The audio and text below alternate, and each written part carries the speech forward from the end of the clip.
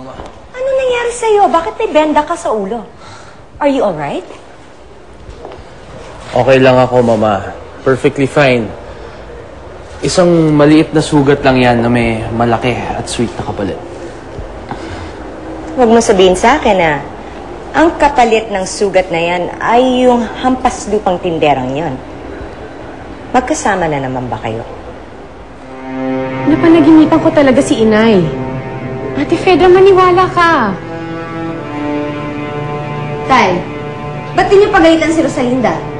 Huwag niyo sabihin sa akin na naniniwala kayo sa panaginip niya. Di ba ang sabi niyo respeto? Nire-respeto ba niya si Inay? O ikaw? Hoy, Pedro! Huwag mo nga akong didiktahan kung anong gagawin ko. Kayong tatlo, simula sa araw ko, wala na akong pakialam sa inyo! Bitiwan mo nga ako! Nakita mo na, ha? Masaya ka na? Pati si Itay nagagalit sa ating lahat. Nadadamay ako dahil sa'yo. Buiset! Well, She kissed and healed my wounds away, Mama. That's why I feel absolutely fine. Honestly, Ma, sa tingin ko nga, kailangan mo pang magpasalamat kay Rosalinda eh. Dahil siya ang nagdala sa akin sa ospital. But, don't worry about it. Ikaw rin. If you worry too much, baka matalo ka ni Tita Berta sa medyo.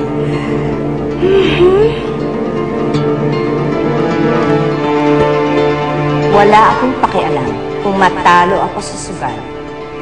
Huwag lang sa hamak na tindera ng bulaklak.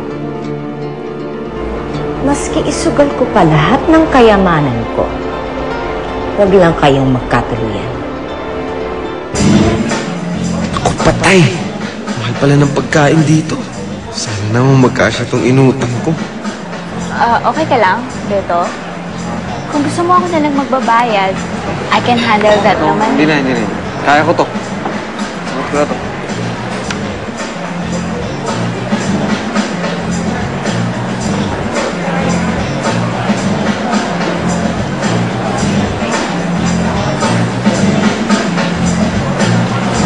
Tala.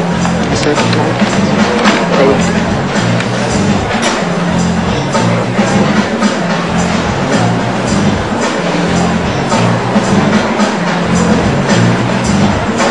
Alam mo kasi, Abril, hindi magandang yung babae nagbabayad sa date. Hindi ako sanay na ganun. Sagot ko na yan. Ha?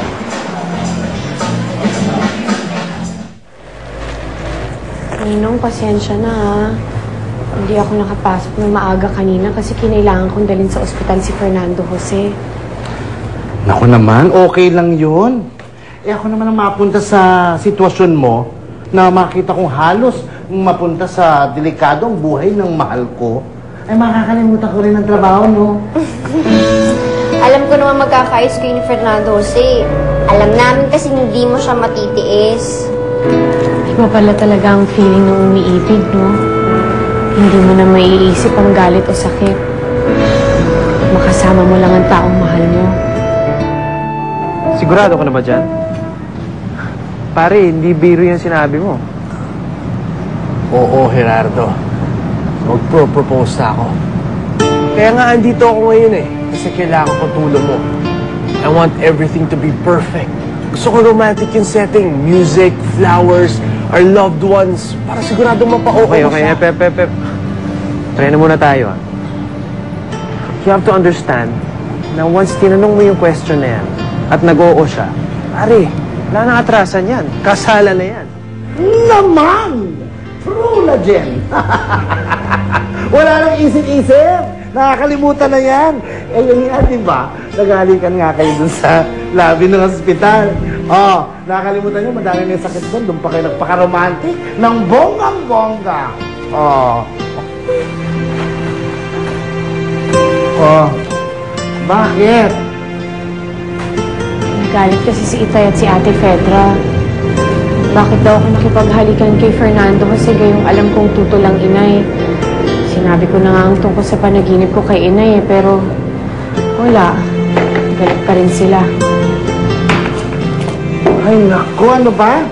Huwag mo na nga pinag-iintindiyang lukarit mong kapatid. Eh, noon pa naman talaga, gitera na talaga yan eh.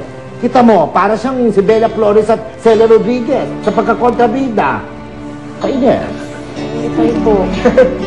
Huwag na. Yung itay mo, hayaan mo na. Kasi yung itay mo talagang bigyan mo siya ng panahon na matanggap niya lahat ito.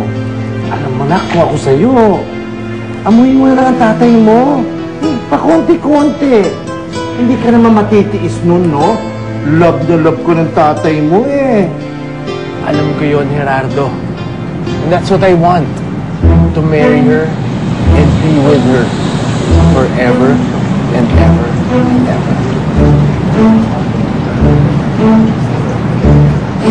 Ever and ever. Naku, magpropose na tong si Sir Fernando Jose. Yak na gayrat pag nalaman ni Senyora Valeria.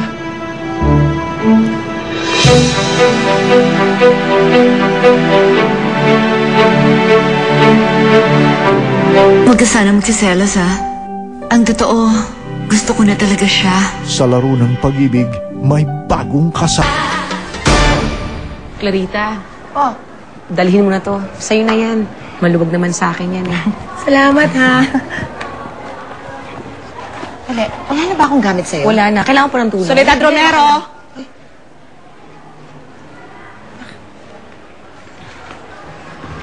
Bakit po? Ipinasasabi ni Warden na bukas ng umaga kakausapin ka ng directress sa opisina niya. Ho? Tungkol ho ba to sa hinihingi kong pardon? You had a good day, sweetheart? It seems ages since narinig kitang maghamulit na masayang kanta.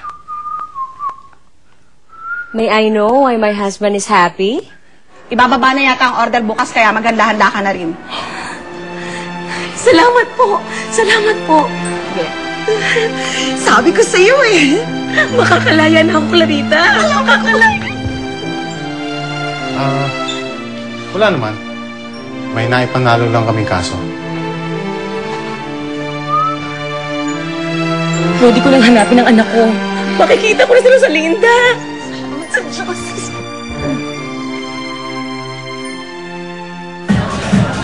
Fedra, relax ka lang. Paano naman ako magre-relax?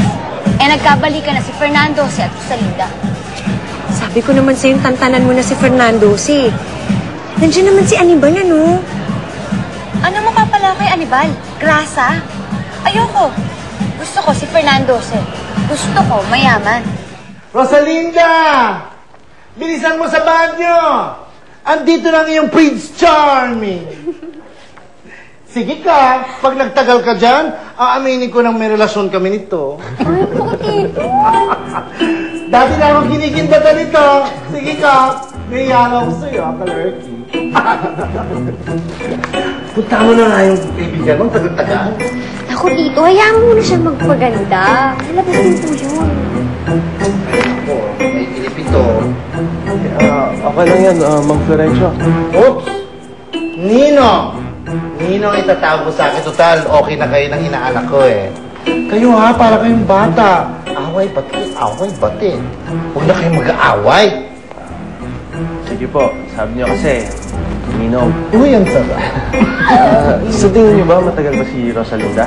Ano kasi, halos kakapasok lang niya sa banyo, pero sandali lang, tignan ko lang ha. Pasensya ka na ha. Sandali lang. Yan ang maganda. Salamat, Becky. Ninong, ang totoo po niyan, kayo po pinunta ko dito eh. Ako? Gusto ko sana kayong makausap. Tungkol saan? My dear? Bala ko na ako kasing mag-propose kay Rosalinda. Kung pwede niya ho akong tulungan. Ano nga magagawa mo na unahan ka na ni Rosalinda? Rodora, kilala mo ako. Hindi ako basta-basta sumusuko.